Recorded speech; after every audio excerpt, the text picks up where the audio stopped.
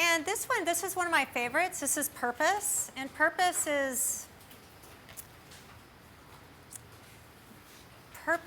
is something we probably need to take time to really establish, but again, busy lives keep us from really connecting to our purpose. And in my story, I believe I was forced into it. I'd rather us all get there willingly and purposefully versus unintentionally. But purpose has two parts too. So the first part of purpose is living on purpose, is being on intention, is being on purpose, living intentionally. So it's that word intention, and when we live intentionally, that means on purpose. We have our intentions, we know what we are, and we live in a way very purposefully towards producing those intentions. So purpose is intentionality.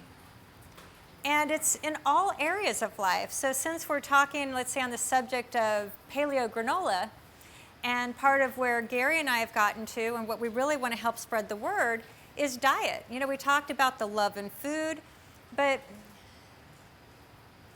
you know, diet's one of those words, for example, where we think going on a diet or losing weight or being on a diet for a certain period of time. But really, I think what diet is intended to be is lifestyle. So what is our diet for our lifestyle? And then being very intentional. So food for us, for example, used to be just wolf down food, get it fast, get it cheap, or go out and get it, whatever it is. But it's sort of just a means to an end. It was just eat food. And food was kind of a pain in the ass because we'd have to stop and eat or go figure it out. It just always seemed more of an annoyance than anything else. And now our intentionality has changed and our purpose has changed, and the purpose of really being healthy and being in a philosophy and a belief system that food is the number one part of being healthy, more than exercise, more than anything else. Our diet really is our health, and I think, again, Ann will talk about some of that, a little bit of that on Sunday. But we're learning more about food, more and more about food. And I know, Trish, you've learned a lot about inflammation and diet through, some health stuff with you. I think many of us probably have experienced some health things. This over 40 thing really grabs us. And, many of us have discovered gluten-free, maybe unwillingly, again, we've sort of been pushed that direction. But we're really learning, like, the ramifications of gluten and our diets, and some diets, like I was a vegetarian. Being a vegetarian was contributed to my illness. Like I had very high brain inflaming mercury that came from a lot of the fish I was eating. And I was a vegetarian, so all my markers were way off. Like I thought I was healthy being a vegetarian, and I didn't know it was a very unhealthy diet. And lots of gluten and lots of corn. And I was eating soy like crazy. And now what we've come to discover about soy, like, oh my gosh, and I didn't know anything about GMO and all the stuff in our food. And I just thought being a vegetarian was healthy. So, but now food, like diet, not food, but really our diet is very much by intention. Like our entire life has changed. So again, making our food with love, going to the farmer's market and meeting the farmers is such a joy and experience now, and sitting down and tasting the food. Like before, I just eat food. My vegetarian diet, there wasn't a lot of flavor anyway. It's like I'd eat my carrots and, think I was doing a great thing. But now it's this whole new experience with just food that's amazing. And Gary cooks, like I stay out of the kitchen. He doesn't even allow me in there because I break things when I go in there. But he takes so much time and he puts so much love in the food, and the taste that I've never tasted before, and the enjoyment, and just being intentional and thinking where this food came from, and that it's healthy and it's nourishing our bodies, and it's a conversation piece. And I think, Paul was mentioning that his family's Italian, and food is such a center of the family and their life and conversation, and we don't really have that culturally as much. And so again, just even being intentional with diet, but being on purpose. Like, what is our purpose? And if our purpose being healthy, how does our food fit into that? And I just give that as another example of living on purpose. So that's the intentionality piece. Now the other side of purpose is our purpose as human beings. And then bigger than that is our purpose as a couple. So it's both and. So I believe now that we each individually have a purpose on this planet, that we were put here for a reason, and we all bring these unique talents and this beauty and this humanism that makes the world a better place, and we all each have a gift that nobody else on the planet has, and we can do so much with that. And so that's the individual, and then the purpose of our marriage, like, why are we married? It could be to raise the kids, procreate and have kids and raise them. That could be the purpose. Nothing wrong with that. Maybe that is the only purpose. Maybe there's another purpose we haven't discovered yet. Maybe the kids are gone and raised, and now that was our purpose, but now we want a new purpose that really drives and thrives and fuels the relationship. But first, we need to know sort of what our individual purpose is and our contribution to our family and our role to our family and our contribution to the world and our different roles in the world. But then circling that back, what's the purpose of us as a couple? What do we want our purpose to be? And so what is purpose is that we're all in like this current situation where we are in life, like the past is past. So purpose is really like the destination. Where are we headed? Here's where our purpose is. What's the destination? I like to look at it as a star. I'm sorry for my handwriting and my kindergarten drawing skills, so hopefully you can make sense of that. But purpose, I think of purpose like our North Star. That anybody that's a hiker or camper, they know the North Star or in the compass, but it's heading north. And you can look at the North Star and know what direction you're going. So purpose isn't, I think sometimes we can get confused with purpose as a destination, and we're supposed to achieve that and get there. But I think purpose is more elusive than that. It's a star, it's the North Star, it's the guide, it's the direction, it's sort of the vision of where we want things to go and sort of the vision of what some future may look like. But we'll never get there. And I think when we can live maybe more in a mindset of we'll never get there, it's just the North Star, like we will never reach the North Star, it's just the guide, agreed? It'll direct you, and you can keep going north and circle the globe how many times, but you'll never reach the North Star. So our purpose is that it's the direction, it is the destination where we're headed, but the intent's not to ever get there. So we may change, our marriage may change, our lives may change a million times, but the purpose doesn't. So we need to establish, like, what is our purpose? What is that, like, bigger reason? What is the big why? Why am I here? Why are we married? Why are we doing this together? What do we want to do? Where are we headed? So it's having a story for the future, a description of the future, and it's that North Star destination. But I think when we can let go of that we're going to achieve it at some point in time, it keeps us out of that place that I think maybe many of us are familiar with, and I know that I was there, of keep trying to reach the there. When I get there, I'll be happy. When I get there, I'll be successful. When I get there, I'll have enough money. When I get there, life is nirvana. When I get there, I'll retire. When I get there, I'll figure it out. When I get there, I'll give time to such and such. When I get there, I'll focus on my health. But I think we've all wound up at the theirs, and there's always the next there. Do you agree?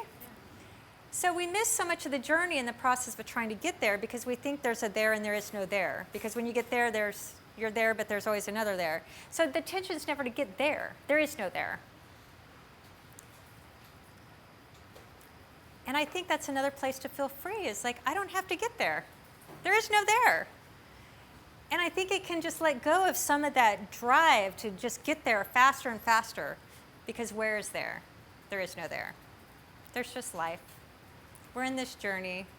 We can either let it pass by and just be so rapid fast trying to get there that we miss every single precious moment that's a gift, trying to get there, only to realize that when we get there, it's nothing that we thought there would be. So there's that. And then the interesting thing is, too, that like the psychology behind this is that I'm at a there now that when I was in 25, I never thought I would be here. But if my here is my there, like where do I go now if that was always my there? Does that make sense? So there is here, but here's, I mean, it just can circle in circles. So let go of the there. There is no there. There's the North Star. So what's your North Star? What guides you? What's like the picture that you're moving towards? And what's the picture in your marriage? This is really starting to start the co-invention, is where is this story we're headed? So that's really important. So there's purpose, and there's this element that comes with purpose when we know the purpose. There's this other P word that's called passion. And I see it in so many marriages, and I think all marriages go through this, but I mean overall, is that there's the word passion. Passion's a good word, right? Especially in business, you want just passion. And you see leaders with passion. But passion, I think it's easy to confuse passion in marriage as like sex, like having this passionate sex life and get outside of your 20s or outside of the first 5 years of the marriage, and many times it's just not quite as passionate, it's just the way it is. But that's not passion in a marriage. That's sex, and sex can be passionate or not. But passion in a marriage, passion, you don't go make passion happen. You don't go say, I'm going to be passionate and produce passion. Passion's a byproduct. Passion's a result of. So passion is like a mood that's established. It's a byproduct. We live in this mood of passion by virtue of being in the production of the purpose. So when you have a story, when your marriage has a story, and then every day is one day closer, moving in the direction of that North Star, the passion is. So that produces this mood of passion that we live inside. And the coolest thing is individually we can have passion, but man, when we're in a marriage and there's two of us and we're after that thing together, that North Star, and we know where we're headed and we're talking about this and we're after it, and life is so fucking juicy because you're just in it, talking about it. And that doesn't mean there's not bad days or hard days. I mean, life is life. Part of me being so transparent with my story is because I want people to know that life is real. It's hard. It's not nirvana. There's no perfection. We all go through ups and downs. I think Karen said it really well. Life isn't the way it looks on Facebook.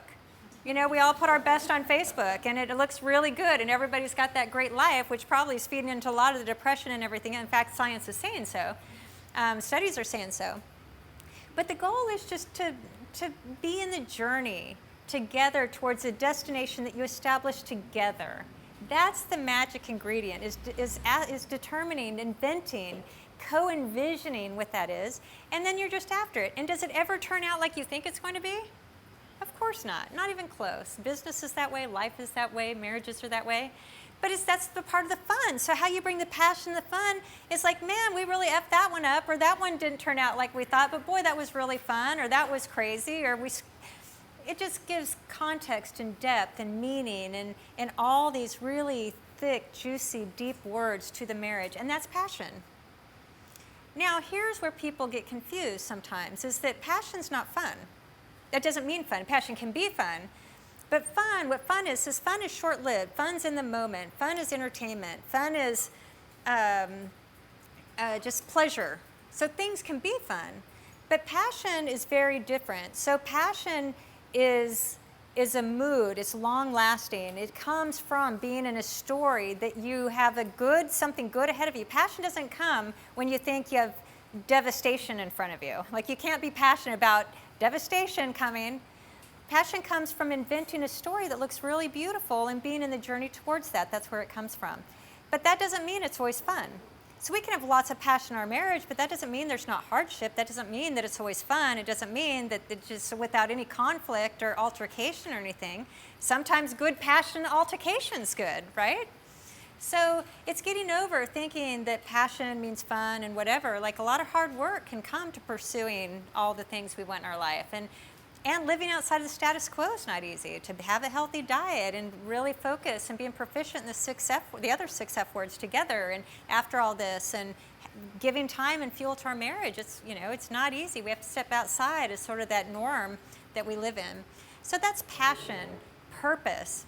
But passion comes in our marriage by having a co-invented purpose that we're in together, producing together and talking about and circling back around. And we'll talk about some practices that Gary and I have, how we really keep it, we put that in our marriage purposefully through the practices we're in, because, life is life and you get busy and there's all the things that we do. Now, what do you think kills passion in a marriage? What kills the passion in a relationship? Any long-term relationship. Like, we don't have to be married, but any significant other, or in life in general. But what kills the passion? Not being on the same path, absolutely. Stress. Mm-hmm. Being negative, yeah. Being negative. And usually negative comes from the fact that we don't have a good story we're moving towards. So it's really easy to get caught in just all the things that are going wrong. Anybody else? So really what destroys passion? Honey-do lists.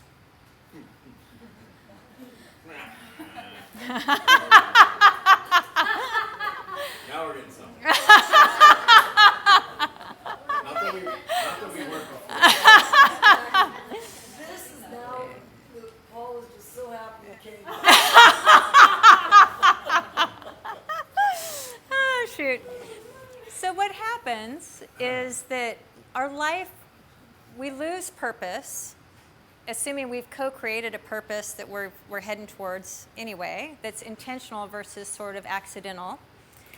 And what happens when we lose our purpose? We start focusing on the projects, the to-do list, the shopping, the running the kids around, who's doing this, who's doing that. And then we sort of get in this thinking that, oh, well, when the kids get out of the house, we'll have time to focus on this purpose thing. Or when work gets a little less stressed, or when I get that job promotion, or whatever it is, or, we can have any excuse. And so we get into just the day-to-day to-do list, because day-to-day are to-do lists. But our marriage and our life becomes about the to-do list, about the project list, about the honey-do list, about all the shit that we have to get done. And oh my God, who's going to be the taxi cab driver getting the kids to soccer? Hello. So that we lose the passion because we're stuck in that. And the only way to get outside of that is to circle back around. Oh yeah, we're sort of stuck in this monotony. And the monotony is always there, but when that is the purpose, that's where the passion fades. But we can circle back around and okay, so then this sort of, that's become the ends, then it just becomes the means to the ends. Then we have a story like, oh, well, this is going right now, but remember, honey, this is one of these 6 F words that's going to get us that much farther to this, or this is what we're working towards to be healthier, or you're taking this role right now while I'm working on this and changing my career. Like David's taking a lot of extra stuff while Tamara's doing a startup that he's probably not really excited about. I've seen him, and Tamara lives in Dallas, and we're always on FaceTime, so we're on all the time, and David's in the background grabbing the kids out of the office, and they're screaming, and I'm sure he's wanting to kill her. Like, really, Christina, would you let my wife go? We're trying to, have dinner. I think I want to go to kids. Oh, okay. But it's really fun for me, because that's life. Like, we're in a conversation, and he's got the kids screaming in the background, and I just laugh. It's so much fun, and it's fun that they've let me into their life that way. But it's part of the purpose, and Tamara and David are part of my purpose, and I'm part of theirs, and they're part of Gary and my purpose, and they're becoming really great friends, and so anyway, that's purpose, and to let go of the task list. To get the honey-do lists are there, they're always there, but always make sure they circle back around. And the final piece to that is, let's see if I can draw. Does that look like a yin-yang thing? So, so there's,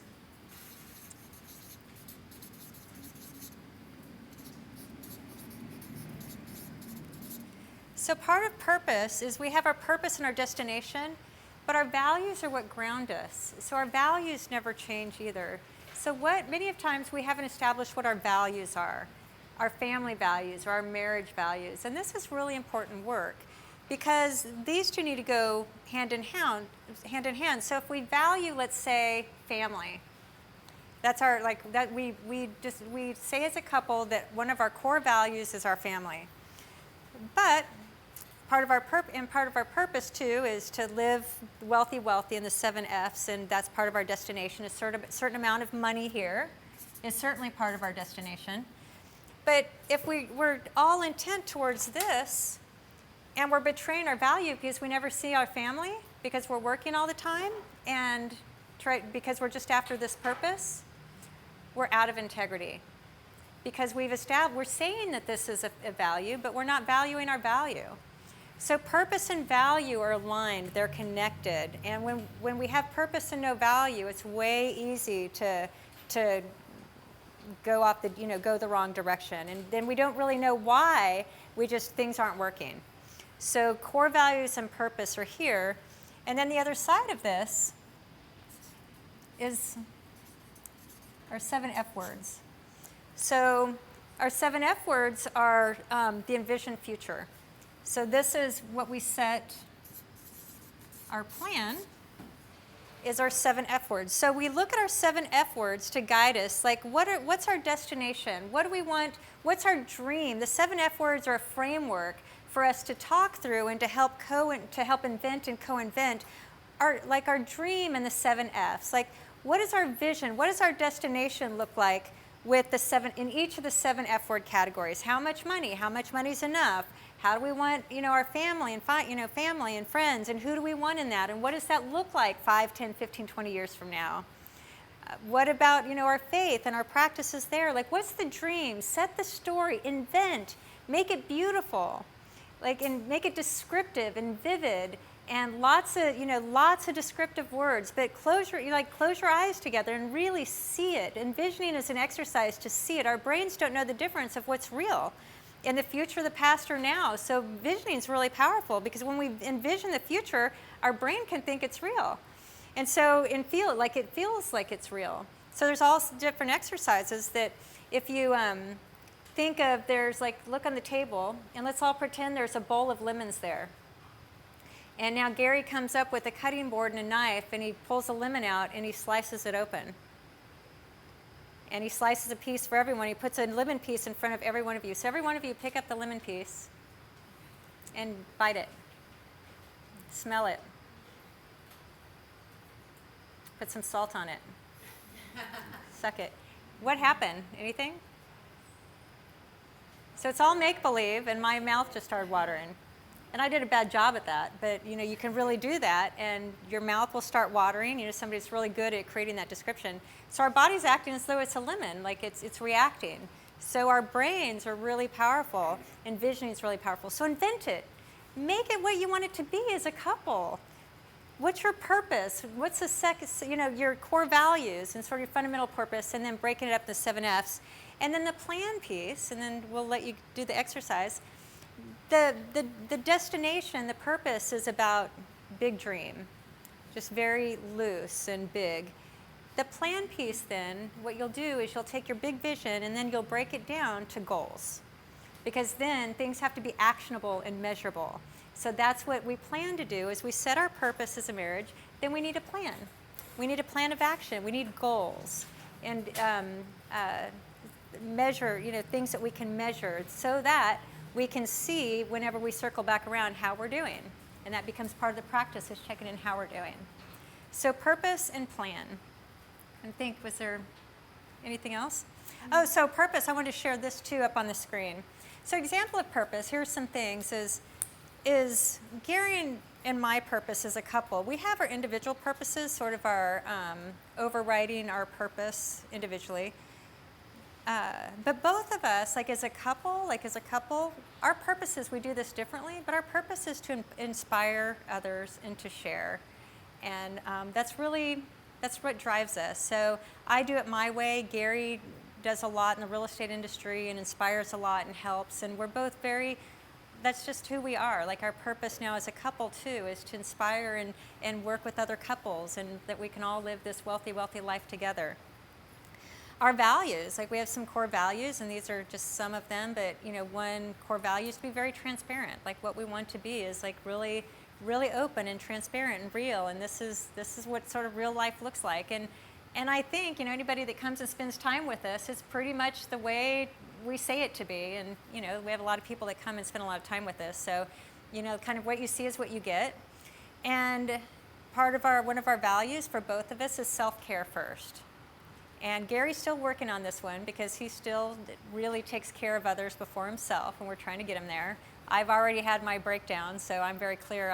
I have no problem with that now.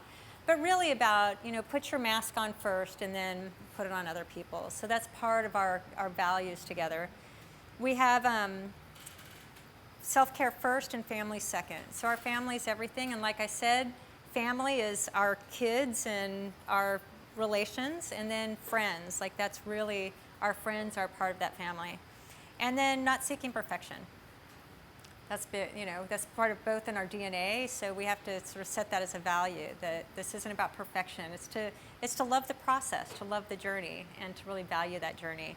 And then again, the 7 F words is how we articulate it in a way and break it down. But those are values that always bring us back, that and keeps us honest. Like that transparency one. I mean, there are times that I'm like, no, like that's not really all that real. Like no, can't do that.